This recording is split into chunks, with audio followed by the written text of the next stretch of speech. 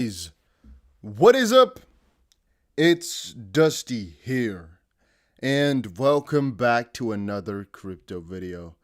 A lot of things have happened today. I am a little bit confused as to the YouTube live stream a little bit. I never know when it exactly starts, but welcome everybody. Welcome.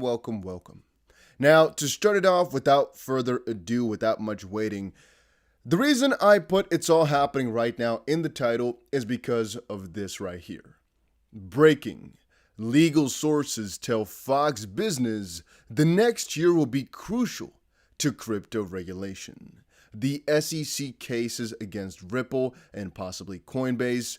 GOP lawmakers now asking Gary Gensler to provide some uniform framework for his regulation and whether regulation by enforcement is appropriate. Jay Clayton's decision to sue Ripple may have been staff decision, but the staff will have to explain key differences between Ripple XRP and Ethereum, which has escaped regulatory scrutiny thanks to John Dean lawsuit.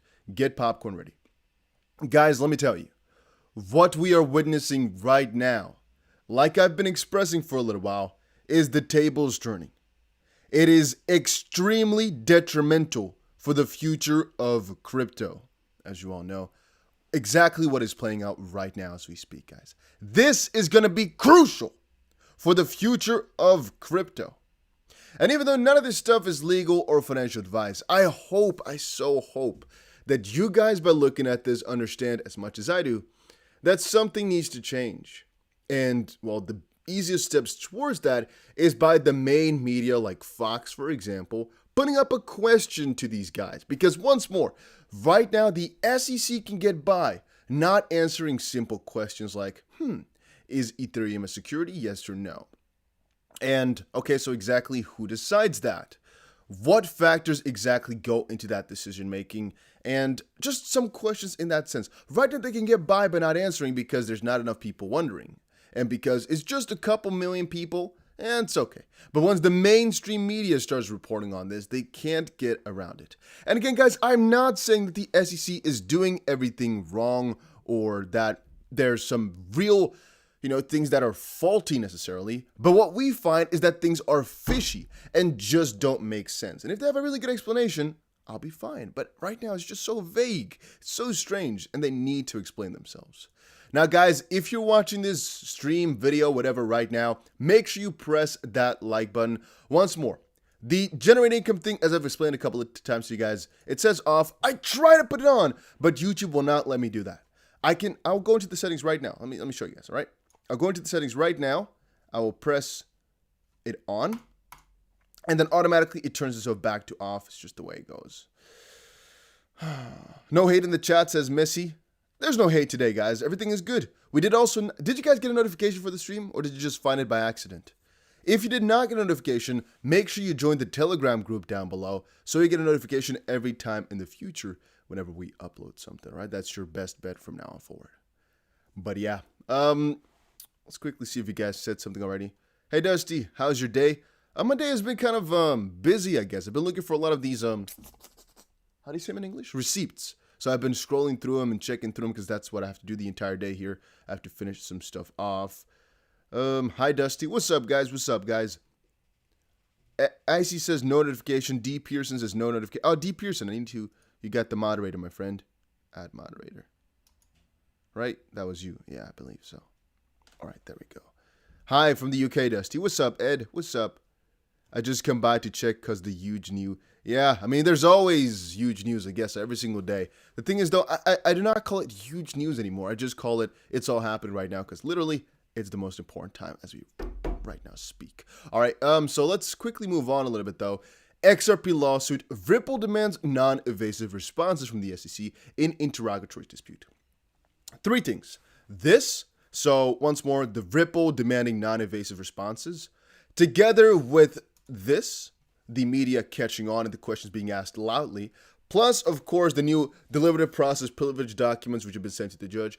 Those three things are going to be crucial. So, from one perspective, mainstream media wants to question the SEC. Gary Gensler, by the way, right now is going trending over on Google, which is kind of funny because, of course, people are looking up like crazy right now. But that ain't what I'm talking about, all right? Most importantly, once more, these three things. Mainstream media is asking questions. The judge is asking questions, kinda. And Ripple is asking questions. They need to be answered. There's still a little bit of a period right now where the SEC is trying to hide some stuff and deny some stuff. Pretty shortly here, though, the answers will be on the table. And I hope that Ripple can kind of win based off that. Or that the SEC will kind of want to settle because of it. We do not know exactly just quite yet, but it's interesting, it's fishy, it's strange. Messi coming in with the 3 Malaysian, I think. What is it? What is that? Malaysian ringgit. Okay, there we go. With the 4-ish Malaysian ringgit. Thank you very much, my friend. Andrew says, yo, Dusty, the man. What's up, guys? What's up, Zachariah? What's up, guys? You guys are all amazing, man. The USA are lagging so much. Yeah, they are very slow with all of this. It's very strange. And what do you think about the Fox thing? I personally think that the Fox is just a hint from, hey, Fox, cover this. Ask questions. Check it out. And it's not big just quite yet, but it's the start of something way bigger. Brent says, if there's no settlement end of the month, then BitBoy's Insider is fake news. BitBoy's Insider is, in my own opinion, definitely fake news. So that isn't anything new to us. Crypto Law posted, 12:20. Clayton puts Ripple lawsuit on agenda for the SEC to vote on. 4:21. SEC's case starts to crumble in discovery phase. 7:21, Hinman forced to give deposition. And 9:21, Clayton's decision to sue Ripple may have been a staff decision. So once more, what came out now? That's actually questions being asked because Jay Clayton met up with Gary Gensler, and people are wondering, what exactly did they discuss at the time? And was it a planned thing? Was it Clayton himself? Was it the entire staff? Who decided that was an individual thing? All of that stuff is definitely debatable. However, things are starting to crumble, guys. As I've said before, it's starting to crumble. Richard says here, sourced from, Clayton's decision to sue Ripple may have been staff decision. What does that exactly mean, and why does it sound bad for the SEC? Blame somebody else, yeah. But Richard also says, sourced from Working Money Channel, latest YouTube video, he's obviously not good at his job and often uses his person emails for official business. Can we get a search warrant or something for his email? Because this is Shelby issued the following statement regarding the CFTC IG report. Chairman Gensler aggressively lobbied for and secured sweeping new authorities for the CFTC under Dodd-Frank. Yet, this report meticulously documents the CFTC's failure to fulfill its most basic responsibility of protecting consumer accounts at MF Global. The report also examines chairman's decisions to rescue himself from the MF Global fallout. He apparently had no reservations about practicing in the regulation of MF Global before its collapse. And the report does not uncover a defensible explanation for Gensler's capricious behavior. I therefore continue to question whether Chairman Gensler was more concerned with protecting consumers' accounts or protecting himself from accountability. This is something that has been kind of sourced from before. Very peculiar, very peculiar. All right, let's move on, though, because I have a lot of stuff to talk about today. So Stephen W. Hbar said over on his Twitter, have you noticed that in the 2 weeks since Jed McCaleb stopped selling XRP, we have certainly seen the biggest price increase in a long time? Let someone say again that his sales have no influence on the price. So I like Stephen, right? You guys know it by now. I cover his stuff quite often. But to be honest with you, I don't really know exactly what he's talking about in terms of the biggest gains we've seen in a very long while. I mean, Jed McCaleb stopped selling at the start of this month. And to be honest with you, I wouldn't be able to, with a fair face, say that since the beginning of this month, we have seen really juicy stuff. I mean, you can try to argue that it's been amazing since the start of the month, but I mean, no, I mean, not really amazing. We went from $1.18 to, about 18% up to $1.40, and then right down about 35% to about 92 cents. So right now we're even down lower than the start of the month. I'm not sure if we can actually say that Jed McCaleb stopping the sales is really amazing in that sense, guys. I'm not exactly sure how that is supposed to work. So I don't really agree with that one. By the way, I'm logged out for some reason, but you guys know I still have my XRP long position open. And if we actually are talking about the price, the XRP price was low for a long time here. The last couple of days have definitely been kind of boring. However, it seems like we're building some newer baseline for XRP right now. Again, I hope that the $1.09 support basically is going to kind of catch XRP here. And then we're basically going to go layer by layer, bounce by bounce, and basically just start stacking up a little bit like this, right, towards the top, basically. Now, a lot of you guys are wondering, when is my next entry into XRP going to be? To be honest with you guys, I think every buy around this area for XRP is actually critical. I'm also going to admit right here, live in a video with you guys, if we actually go down here, that is, when it's not a flash crash like this, I'll be buying more XRP yet again. Why? First of all, we can actually make easy little bounces like this and just trade it every single time. That's one. But most importantly, I just need to get myself more XRP. And everywhere in the basically $1 at maximum 5, but most hopefully maximum like $1.04 area is just juicy to me. It just sounds like a good deal, good plan. And I really firmly believe that most of the metrics that I've shown you guys have shown that things are starting to get bullish from here. So I'm really wishing for one little leg downwards before catching the wave upwards. And I'm going to be buying a freaking ton of this crypto. Please, guys, understand that nothing in these videos which I'm saying is financial advice. Whenever I am doing something, I'm telling you guys this so you know what I'm doing. It does not mean you should replicate me or do the exact same thing, because ultimately, we can lose money this way. Ultimately, I don't really care if we lose money, because I know ultimately there's more money to be made. So like, it can be an intermediary loss to make a further win. I don't know. That's my thought process. But guys, yes, I am buying more XRP. Yes, I'm waiting a little bit for a better little spot right here. And Sean says notifications work for me every time. Sean, I don't think so, my friend. If you go to my channel right now and check through the list of videos, if every single video that I've posted for the last week you got a notification for, then I'm confused, because then YouTube gave me the wrong information. Because supposedly, I post about 4 videos a day, all right, ish. Only 3 videos a day can get a notification. So there's a 100% chance that for at least one of my videos throughout the day, you did not get a notification. You'll get some of them, yes, but not all. And that's the critical part. Some people do not want it all. That's fine. But I think you'd have to make the choice, though. If you see the title, you see the video, that you could say, I don't want to see this one, which is completely fine. Lester says, CoinsKid has been wrong 90% of the time, always changing his predictions. I don't know about that, guys. I don't know about any of the analysts and how right or wrong they are. All I know is that I'm not really looking to give you any false hope or any pretentious stuff. No, just telling you guys honestly what I'm going to be doing. If it doesn't work out, I'll show you guys that it doesn't work out. I've even shown you guys before that we took a trade and it didn't work. All right, we lost some money on that one. Ultimately, we made way more, so it's not really a big problem. But I'll show you. Because ultimately, if some people hate me for it or think I'm a dumbass, then so be it, you know.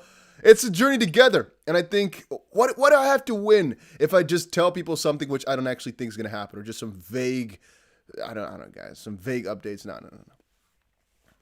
That ain't me, guys. We just talk about what I really think is going on. And right now, I just hope personally that we go a little bit down lower before coming back up.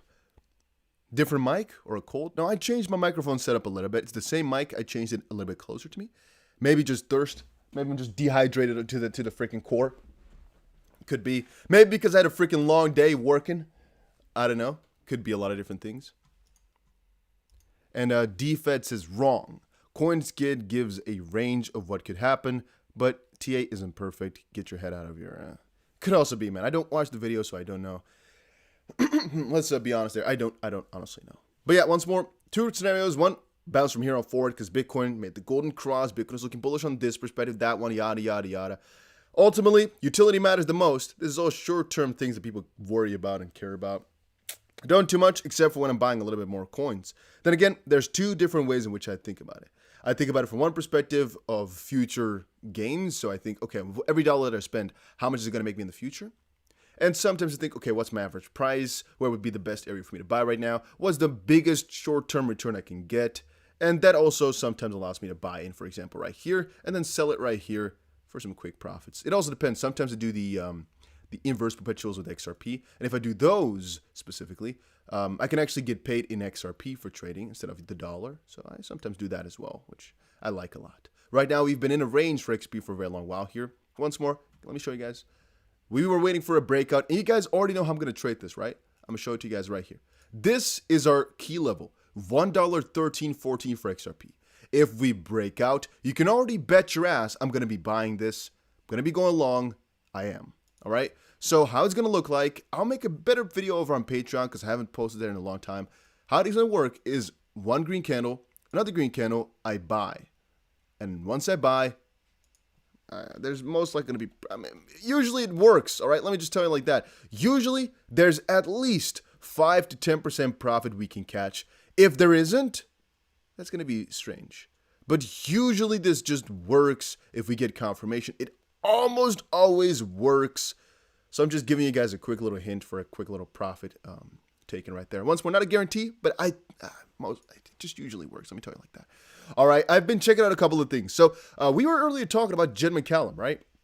And how I think that he's kind of wrong for the first time, saying that the price had a really big gain in a long time. I don't really think so personally. However, Jed McCaleb did indeed stop selling. He hasn't actually sold any XRP since the 1st of this month, even though he received 174 million. And right now in his wallet is about 709 million XRP, which is the last of his stash. So there's a couple of different scenarios. One, Jed McCaleb decided that he's going to wait for the future and not sell anything right now. Two, he is right now waiting because of kind of a compensation that he accidentally sold too much prior. Because if we look at it, if we look at some of the agreements, right? Because I've been looking at that all day, guys. I've been doing some really deep digging. All right, one of the things which I saw, for example, is here from the Ripple forum way back. This is actually a web archive of it.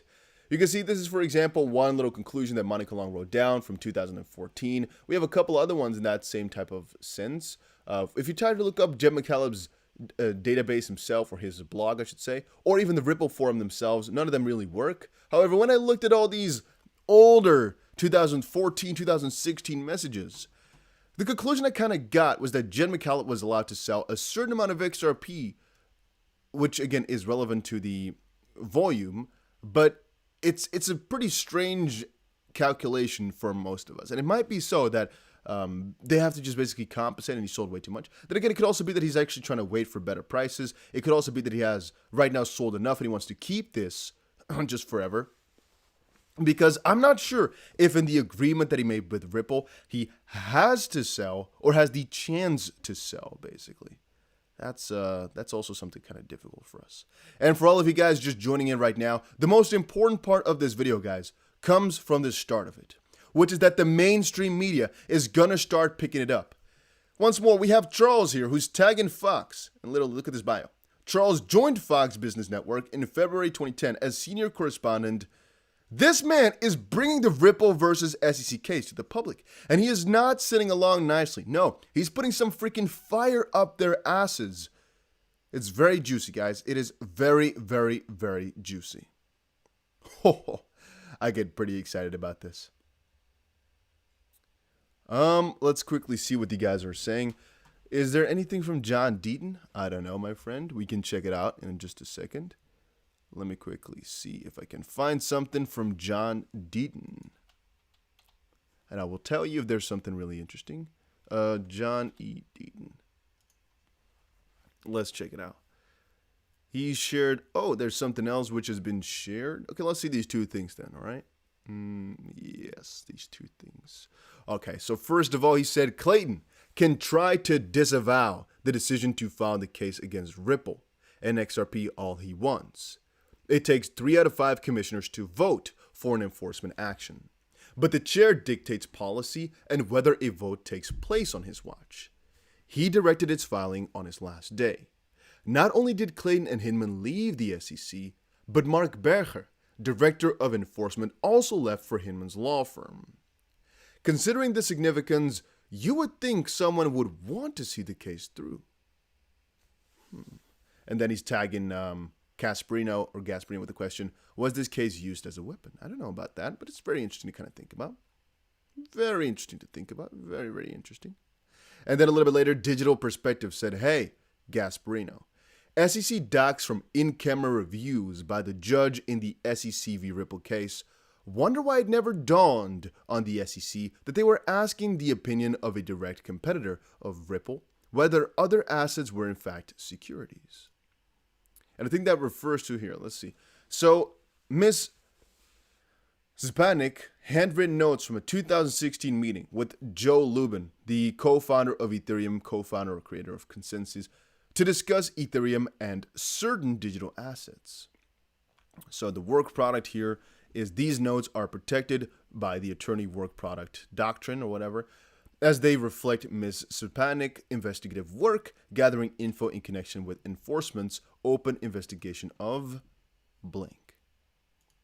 And then Part E reflects Ms. Szczepanik handwritten notes from a December 2017 meeting with Joe Lubin of Consensus, one of the co-founders of Ethereum, in which she gathered info to inform deliberations on whether blank, and B, a March 2018 call with representatives of Consensus, in which she gathered info on a separate digital asset.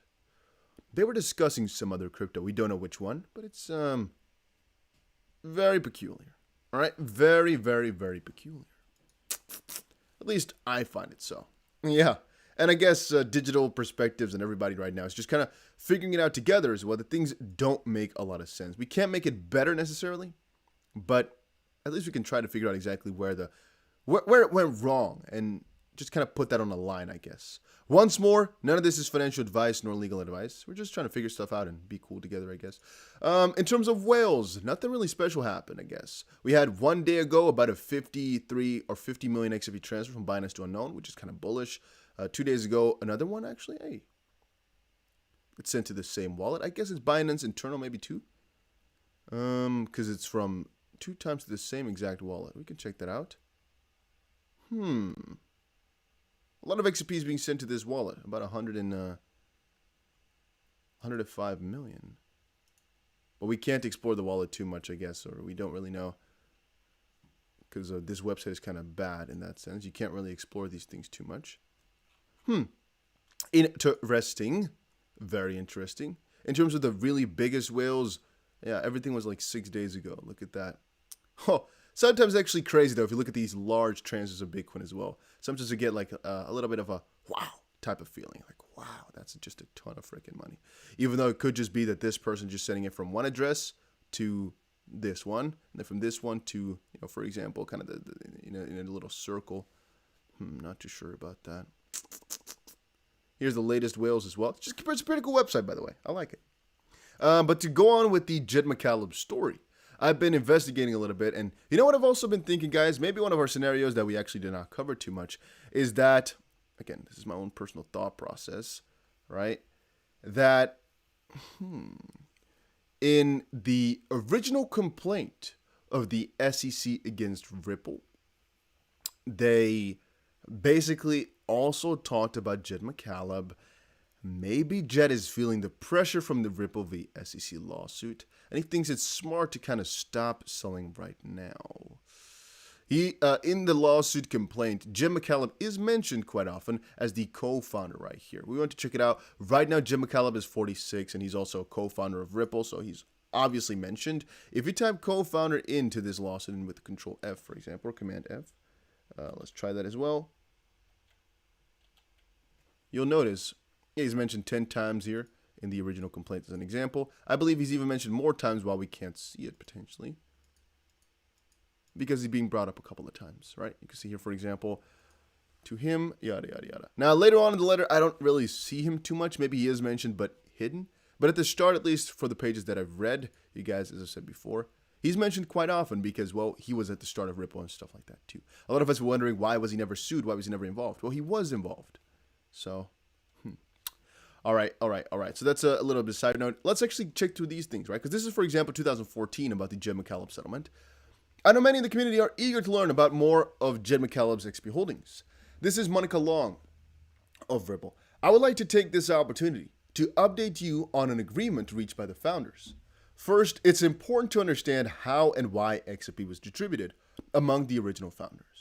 When Chris, Jed, and Arthur started the company in 2012, they, with guidance from their professional advisors, determined the best way to launch their idea was to personally create 100 billion XRP and then gift the majority of it to Ripple Labs. Now, I'm not going to lie to you guys, From an SEC perspective, this is actually juicy information to have because, well, the SEC can use this and say, so their idea was to just make it and then give it to Ripple. That's kind of the same thing as Ripple making it.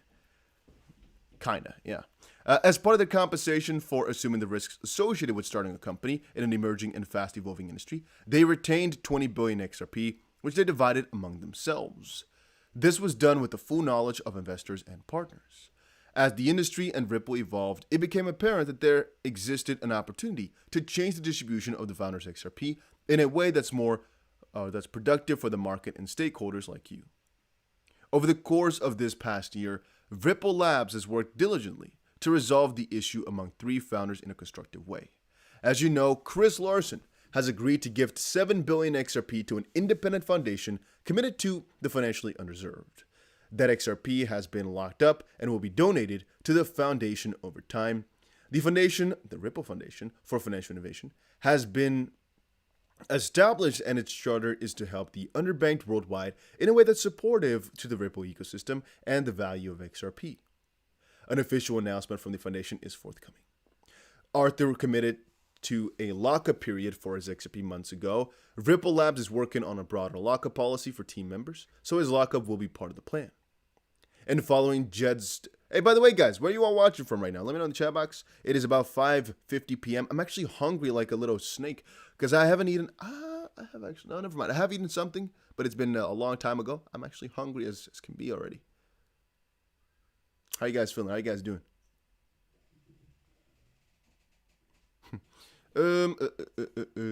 Official announcement for coming. Arthur committed to a lockup, as we said before, so we'll put a plan. Following Jed's stated intention to sell his XRP, this is already in 2014, by the way, Ripple Labs re-engaged Jed to ensure responsible distribution of his XRP stake in a way that helps grow the Ripple ecosystem.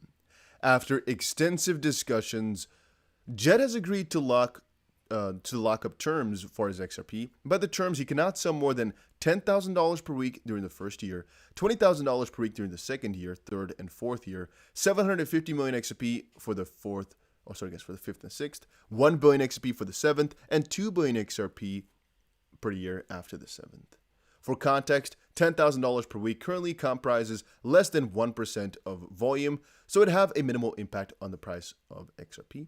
For the next 4 weeks, he retains to sell up to $2.5 million of XRP off market to a single counterparty vetted by Ripple Labs. And as you know, Chris and Jed hold very different viewpoints on how Ripple will re-architect finance for the betterment of the world. But it's also important to acknowledge that they both share the ultimate desire to see that change realized.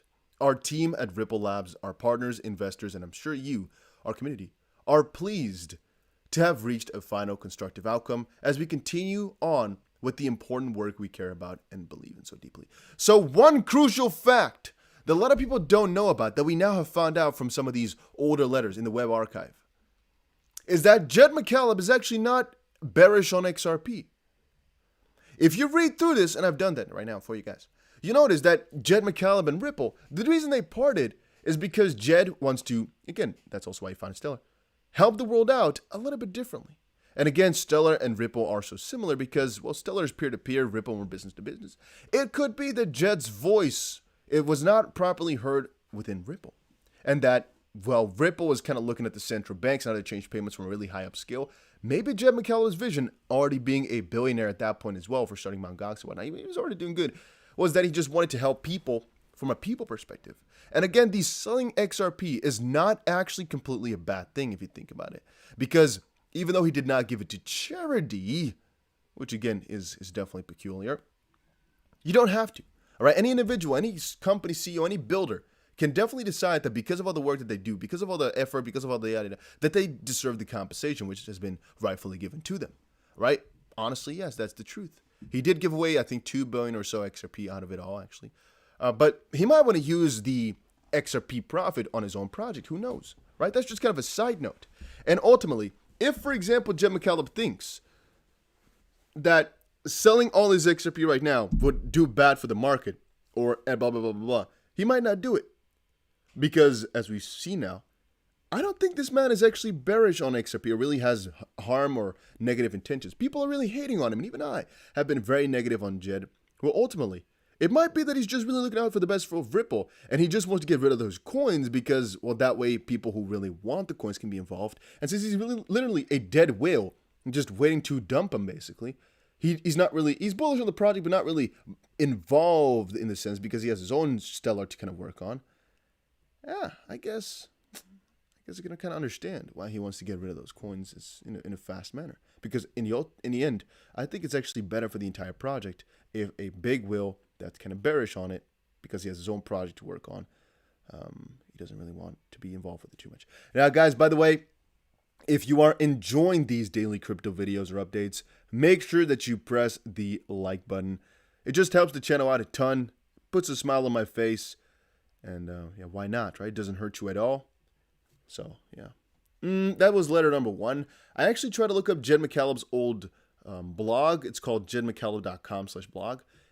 There's a little bit of an error, but looking at the Wayback Machine like I've done for those other things, I could actually find it still. And here it said, here's the settlement victory he had with Ripple.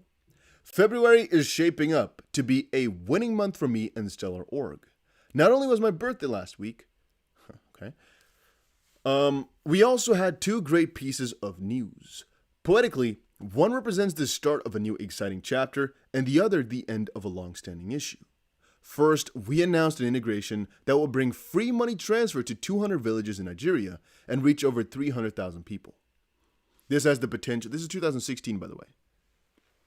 This has the potential to massively impact lives, and it will be the first real-world example of the Stellar Protocol, or I believe any blockchain tech, being used for humanitarian purposes at scale. This also starts to show what the Stellar Network can do and how it will benefit people. We are very excited about the rest of 2016. This week also sees the end of a long-standing issue. Stellar and I have finally reached a settlement with Ripple in the ongoing dispute between the parties. The settlement shows that Ripple's claims were entirely baseless. Ripple had conceded in exchange for Stellar and I agreeing to settle the litigation. So what the conclusion was of that case back in time was Stellar receives all the funds. So Ripple had inappropriately frozen in Bitstamp, proving all their claims against us were frivolous. When I left Ripple, I agreed to, and Ripple's lawyer sent an email confirming, sale limitations applied to XRP held by me or in the name of my children.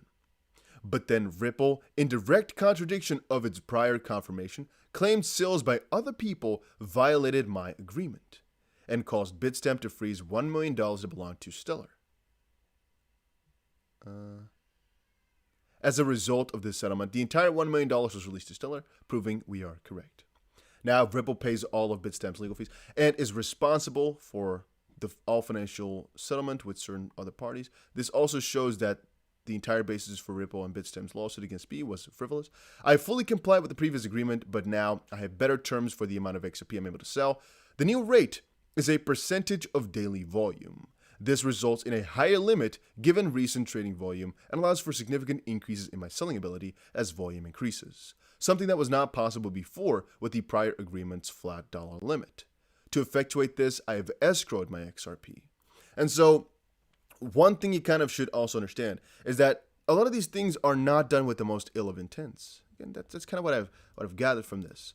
And now he's also said, I can finally donate $2 billion of my XRP to charitable causes, something I was unable to do under the prior agreement. This allows me to continue to fund more charities like Give Directly and Miri, which has been something I was actively doing prior to the previous agreement.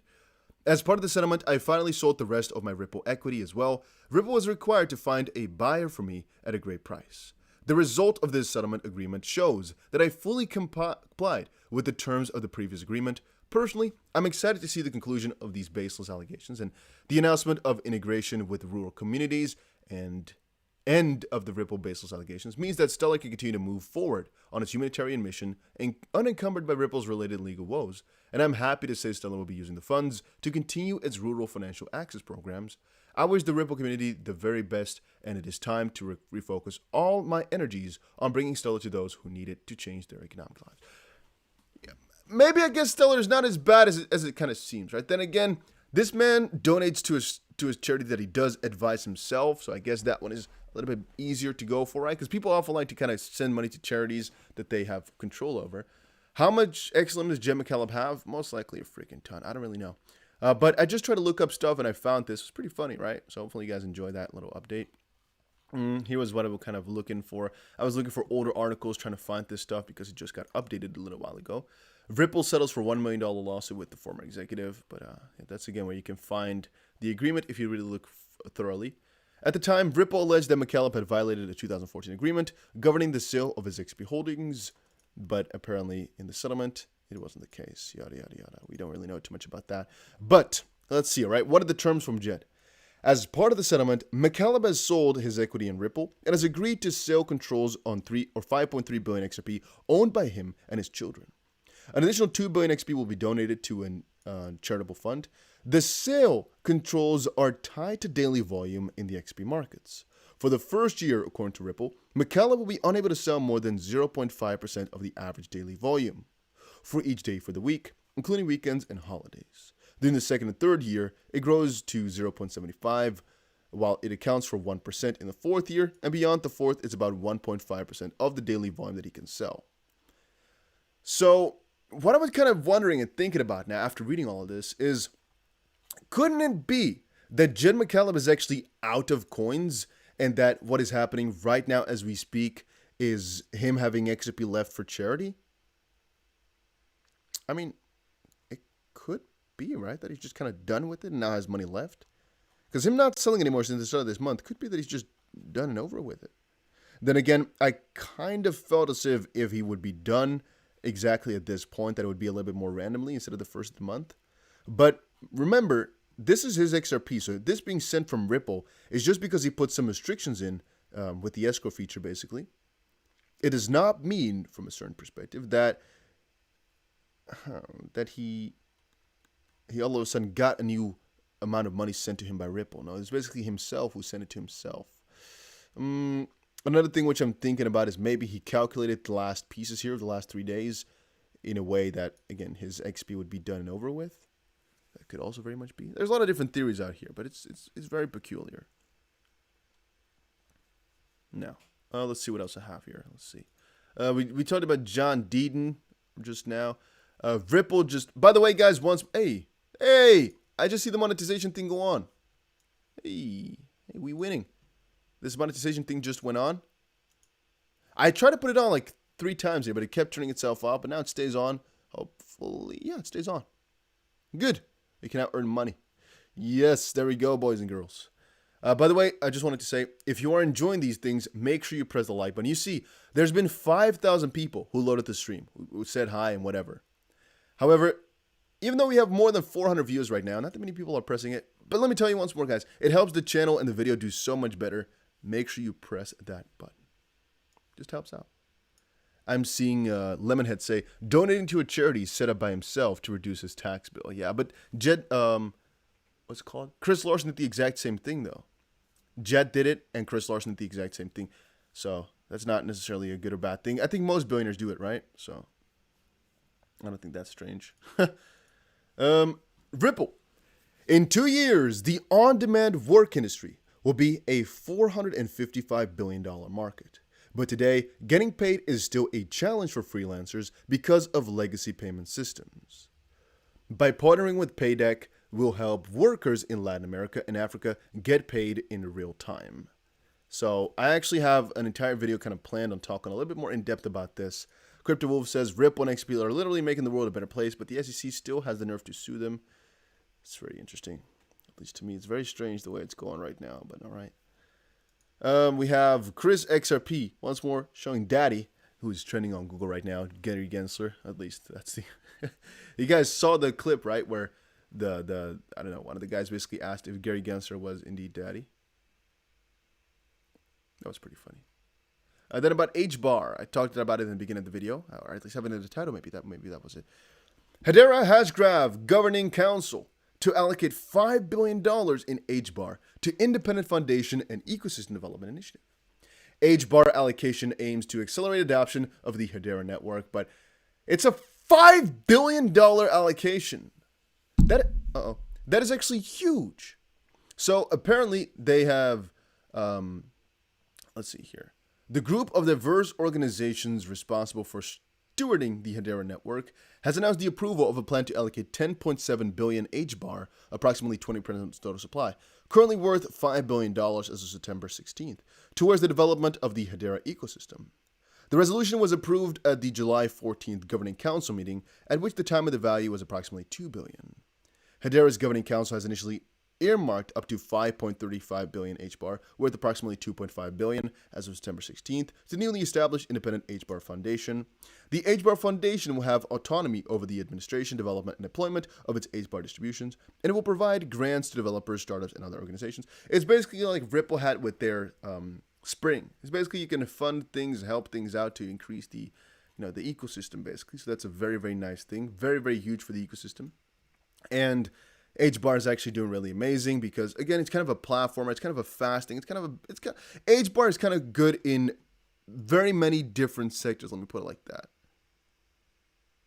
So, yeah, new partnerships, NFT integrations, and a market-wide surge in altcoin prices back Hbar's recent 150% gain. I can kind of understand it, though, because they've been doing a lot of stuff for themselves. And like I've been saying for a couple of months now, Hbar has good technology and good, solid partnerships already built in. So it's just, again, an undervalued crypto that's now kind of starting to show its fruits. Very, very nice to see. Guys, let me tell you one more thing, all right? Make sure you check out Bybit. If you haven't checked it out, I think you're missing out. It's the exchange that I personally use for all my trading. And, well, there's a very big competition coming up shortly here. And it's only going to be for people who use my link to sign up. So just letting you guys know about that. Trading with leverage is risky. But I think that if you're going to choose a trading platform, Bybit is personally my favorite. So just letting you guys know. A link is going to be down below for that one. And make sure you join the Telegrams. Links are also down for those two. And guys, I'll see you all again in another crypto video later today. Going to grab some food. Going to grab something to eat. Little bite. Nice, nice, nice. See you all later in another one. Thank you so much for stopping by and saying hi. Once more, I'll be looking for a good entry. Hopefully at about $1.03 or so per XRP. But I'm also, again, looking to maybe potentially go long once we get above the $1.13 area, because I don't think it's going to take too long. All right, that was it for today. Hopefully you all enjoyed it. See you again in another one.